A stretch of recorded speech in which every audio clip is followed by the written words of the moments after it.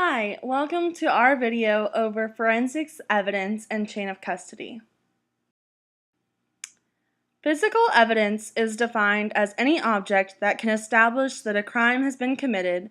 This can include fingerprints, footprints, handwriting, firearms, and tire marks. Physical evidence can be directly linked to the victim or suspect. Trace evidence can be defined as physical evidence that happens because of the transfer of small quantities of material.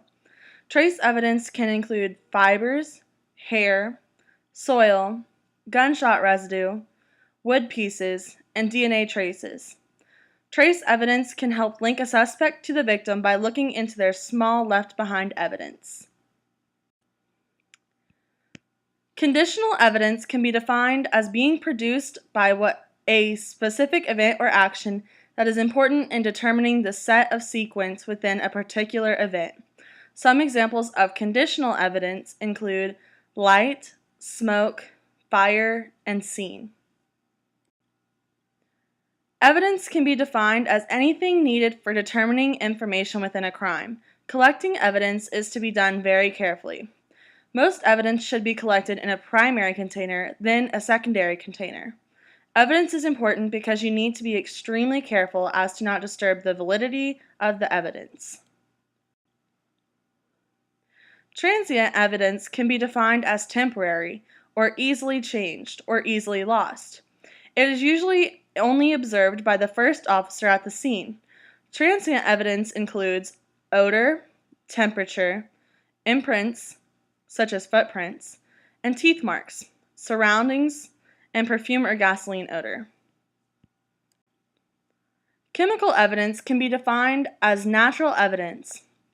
Chemical evidence can include fibers, glass, soil, gunpowder, metal, minerals, narcotics, drugs, paper ink, cosmetics, paint, plastic, lubricants, and fertilizer. Documentation is imperative in the chain of custody. Documentation should clarify who found the evidence where the evidence was found, who took custody, who collected, marked, and packaged the evidence, and where the item is stored. Documentation should leave no room for error of where the evidence was at a specific time. Evidence transmittal sheets include all of this information as well as placing numbers for all of the evidence and keeping good records.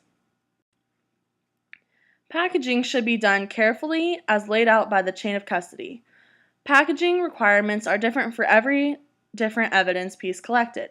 Most evidence should be put in a primary container followed by a secondary container. Thank you so much for listening to our YouTube video over the chain of custody and evidence.